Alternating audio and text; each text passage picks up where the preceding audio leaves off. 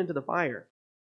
I am baptizing you with water for repentance, but the one who is coming after me is mightier than I. I am not worthy to carry his sandals. He will baptize you with the Holy Spirit and fire. His winnowing fan is in his hand. He will clear his threshing floor and gather his wheat into his barn.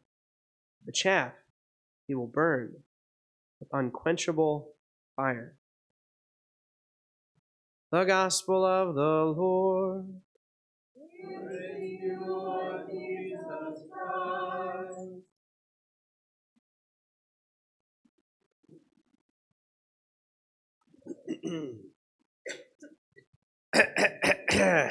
So you guys can tell, I am not immune to whatever's going around. I've had something wrong with my voice for about 3 or 4 weeks now, so hopefully we'll get over it soon. But no problem, all right? And I forgot, I was going to tell the altar servers I have some show and tell today for the homily today. So Thomas, can you grab those sheets of paper underneath the table right there? And I think I'm actually going to need all the altar servers up here today. So come on up here, Thomas. And then let's have, all right, I'll let Thomas hold this one. All right, and then Gabe, why don't you hold this one? All right, stand in order over there next to Thomas. Nope, hold it the other way. There we go. It's got to be a surprise. All right, there you go, Ben. Okay, we got 2 more. Nope, Gabe, turn it the other way. It's a surprise. Did somebody try to mess up my altar servers? Seriously? Come on. Okay, I give very clear instructions. All right, James and Adam, hold it against you, okay? Don't show anybody what you're holding. All right, very good. Now, Thomas, the black sheep who is holding the picture correctly, okay? Now, this is the first person we're going to talk about today. So I told you guys last week that during the season of Advent, I want to give a series of homilies about famous Catholic converts, okay? Now, the reason why I want to do this is because in our modern culture, it's become very common for people to think that religion has become outdated. Religion is like an ancient superstition, and now in our modern age, we no longer have need for God because we've advanced in knowledge and science, right? And so religion, and especially Catholicism, it's very easy to see it as just kind of an ancient superstition. Religion and Christianity is for people who have this blind faith that they take in God, right? Whereas people who are enlightened, right, and educated, right, tend to be more secular, right? This is part of the reason why many people, when they go off to college and they go off and get degrees, right, many people leave the faith behind, right? If universities were truly teaching true knowledge, right, they would be teaching people the faith, right? And as we're going to see during this series of homilies is that over the last 150 years, even though the educated world is becoming more and more secular, right? Interestingly enough, over the last 150 years as well, there have been many famous, extremely intelligent people who are actually returning to this ancient superstition, right, of Christianity, Catholicism, right? So last week we talked about, anybody remember who we talked about last week? Famous author?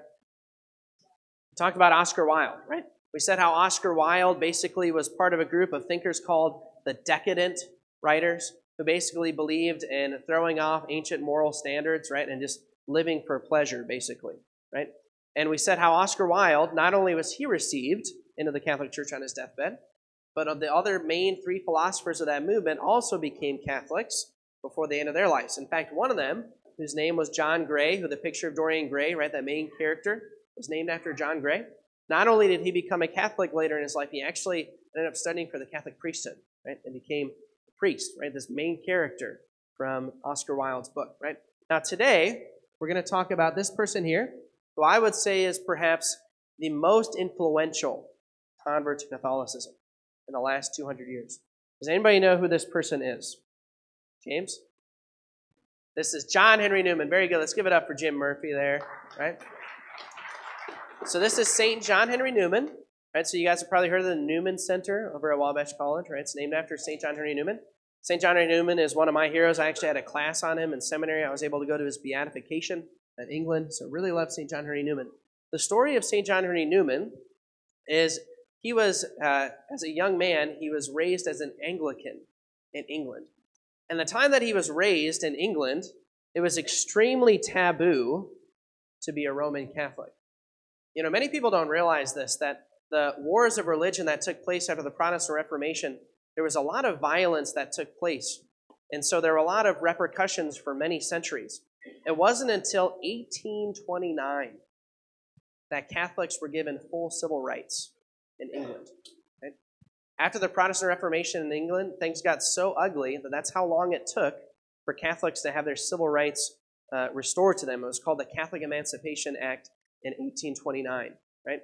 Now, and just by the way, just in case you're wondering, right, it's always important to remember when we're studying the history of Europe or England, there's a very Protestant, distorted understanding of history. Things are very biased. For example, you guys have all heard of the drink, the Bloody Mary, right? Anybody know who that was named after? It was named after Queen Mary, who was a Catholic queen in England right after the time of King Henry VIII. King Henry VIII turned the country Anglican, and she wanted to return it back to Catholicism. And because of that, right, she persecuted some heretics, and about 300 people were put to death. Now, people call her the Bloody Mary, but her sister who took over after her, Queen Elizabeth, who restored the country to Protestantism, over 70,000 people were put to death during her reign. Right? People talk about how terrible Bloody Mary was, right? They don't mention anything about her sister, Queen Elizabeth, right? So there's a lot of our understandings of history that are actually tainted by Protestant historians, especially because during the time of the Protestant Reformation, things got so ugly, right? And so for centuries, Catholics were persecuted in England. Not only Catholics, but also, right, you've heard of the Puritans, right? We just celebrated Thanksgiving Day, right? Who were the Puritans fleeing from? They were fleeing from the Anglican persecution that they were receiving in England, right? So anyway, St. Henry Newman grew up in that time. Now, Newman grew up as an Anglican and eventually was ordained to the Anglican priesthood and was a professor at Oxford University, right? One of the most prestigious universities in the world. And he became very well known as a theologian and a preacher, right? The church was full whenever he was preaching at the Anglican service. Now, John Henry Newman, he saw that as the world was becoming more and more secular, Christianity, one of the reasons why it was being discredited is because there were so many different denominations of Christianity, right? And so people started saying things like, you know, there's so many religions out there. How can anybody be sure that theirs is the one true religion? Right? How many of us hear that, right? Hear that all the time, people say that. So John Henry Newman, he said, you know what we really need to do if we want the church to survive is we need to make ourselves like the early church. In order to find the true church, we need to study the early church and make ourselves more like them. And he started writing this book called The Essay on the Development of Christian Doctrine. And he was studying the early church history. And sure enough, what he found in his studies is that the early church looked an awful lot like the Roman Catholic Church. The belief in the Eucharist, the belief in the devotion to Mary and the saints, the kind of authority that the bishops held, and even the respect for the Pope. He saw that in many different church councils, whenever there were heretical disagreements, typically it ended up being the Bishop of Rome, the Pope, who solved those dilemmas. Right? And so he famously wrote in that book, he said, to understand history is to cease to be Protestant. It's one of the most famous lines that he ever wrote. Right? And it was over the course of writing this book that he realized that if he was going to follow the truth of the Bible and of the church history, as far as it would go, he had no other choice but to become a Roman Catholic. Right? Now, this was a big problem. Again, he was maybe the most famous teacher at Oxford at that time. But at that time, you couldn't be a professor at Oxford if you were a Roman Catholic. So he knew if he converted, he would no longer be able to be a professor. He knew that because being Catholic was so taboo in those days in England, that if he converted, many of his friends and colleagues would basically disown him. And sure enough, that's what happened. So he kind of had this ironic step when he decided to become a Roman Catholic, that when he became a Catholic, many of the Catholics were kind of suspect of him because he had been a very well-known Anglican theologian. And so he didn't have a whole lot of friends in the Catholic Church. And yet all the people that he had grown up with and studied theology with and taught, right, they basically disowned him as well. So he kind of had a lonely life for many years after becoming Catholic. Right? But he was willing to sacrifice all of those things, his prestige, his professorship, his livelihood as an Anglican minister, in order to become Catholic. Why? Because to truly understand history, is to cease to be a Protestant. This is what Newman discovered, and this is what he wrote. Now, his conversion ended up being extremely influential on other Protestant thinkers. Right? For example, he had a big, long train in his wake. There was another person named Manning who ended up actually converting to Catholicism as well and becoming a Catholic priest, and eventually a cardinal. Now, Newman also, in the train of his thought, he formed a young man named Hilaire Belloc. How many of you have heard of Hilaire Belloc? Right? He was a famous poet and a famous historian of the early 1900s. He actually went to John Henry Newman's School for Boys. Hilaire Belloc ended up converting another man. Right, Gabe, if you can turn your picture over now. Anybody know who this person is? Another famous Catholic writer of the early 1900s. This is G.K. Chesterton. Very good. G.K. Chesterton, one of my very favorite authors, right? Wrote a couple of famous books called Orthodoxy and The Everlasting Man. Basically, Chesterton, he wasn't raised as a Christian or a Catholic, but he began to see that these secular ideologies, not only were they having damaging effects in the culture, but he was also starting to see how empty and false they were. That when we try to put all of our trust in science, right, we end up seeing that it isn't sufficient to explain all of life's mysteries and meanings. And so he ended up becoming a Catholic in 1932 after he'd already written those other two books. Right? Now, G.K. Chesterton became very influential on the next person. So go ahead, Ben. You can change that over. Anybody know who this thinker is? I'll give you a hint. He never became a Catholic. But another very famous Christian writer. Anybody know who this is? This is C.S. Lewis, right? How many of you have heard of C.S. Lewis, right? For the Chronicles of Narnia and a bunch of other books, right?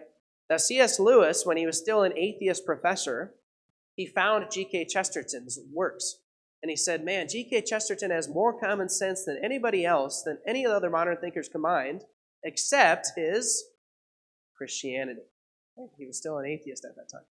Now, eventually, after reading G.K. Chesterton and also becoming friends with another professor at Oxford named J.R.R. Tolkien, right? You guys have heard of him, right?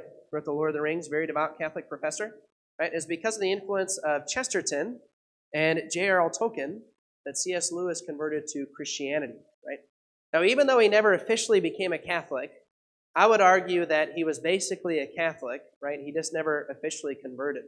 Unfortunately, during his youth, he was raised with a lot of anti-Catholic prejudice, especially towards priests. And so because of that, he never became a Catholic. But compared to many Protestant thinkers, right, he was extremely Catholic. For example, he firmly believed in purgatory. He also went to confession every week at his Anglican church. Right? He was a very Catholic thinker, C.S. Lewis. Now, some other people during this time who were influenced by John Henry Newman who ended up converting. I will have James turn over his paper. Right? You guys, I doubt that many people recognize this person, but he wrote a novel called The Lord of the World, which is about the apocalypse. He wrote this in the early 1900s. Anybody know who this person is? This is Robert Hugh Benson. Robert Hugh Benson.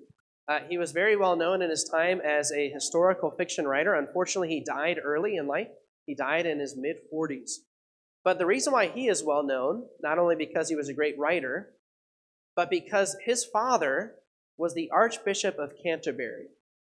If you know anything about the Anglican Church, the Archbishop of Canterbury is the most authoritative bishop in the Anglican Church, like their version of the Pope.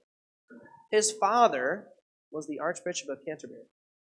And Robert Hugh Benson, as all these other thinkers discovered, right, as you study church history, you realize that to understand history is to cease to be a Protestant.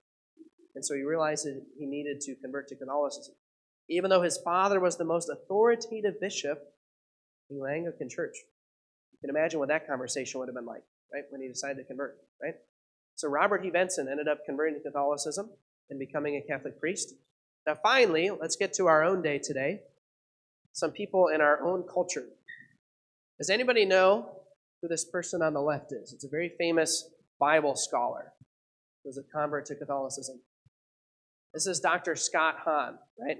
Some of you probably read some of his books. Scott Hahn is a hero of mine. He was very influential on me when I started learning about the faith when I was in high school and beginning college seminary. Now, Scott Hahn, what's interesting about him, again, like many Protestants, right? He was kind of raised with some anti-Catholic prejudices. When he was in college, one of his favorite pastimes was he was trying to convert Catholics out of the Catholic Church, right? Now, when he went to seminary, he went to the most prestigious Presbyterian seminary in the country. It's out in Massachusetts. And he graduated the top of his class. Shortly after graduation, he began an intense study in the early church fathers and also in the book of Revelation. And sure enough, he discovered, right, that through that study, he needed to become a Roman Catholic. Right? Now, I don't know if this is completely true, but I'm almost certain, I remember him saying this in a lecture recently, that every single one of his classmates from that Presbyterian seminary are now Roman Catholic, except for one. Right?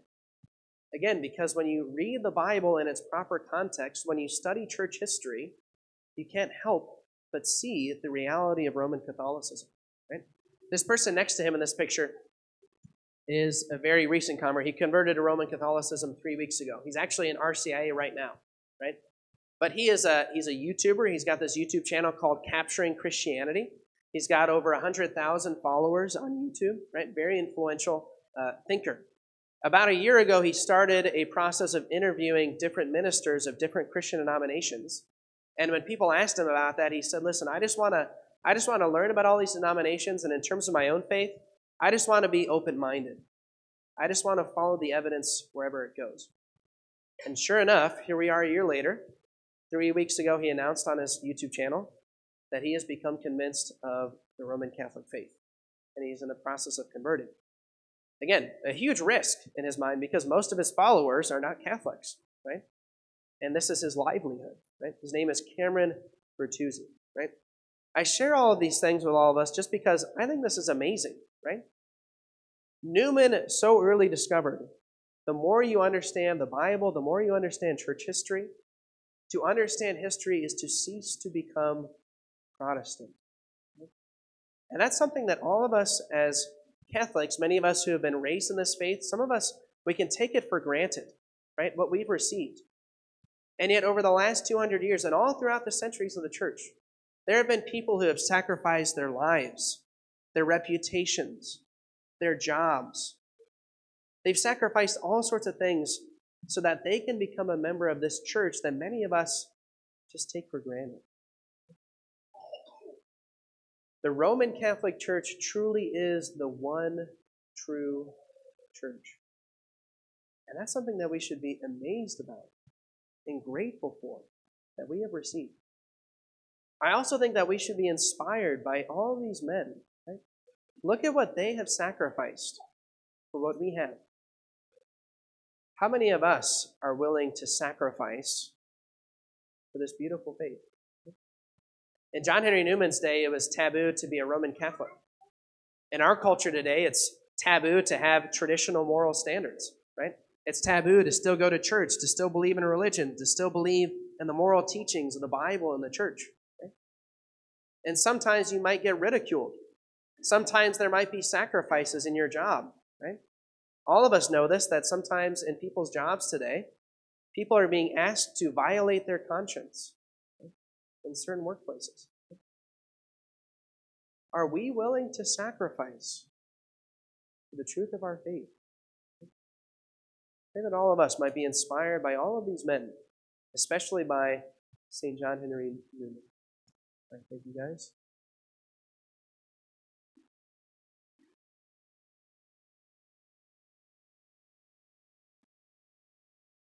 And now let us stand and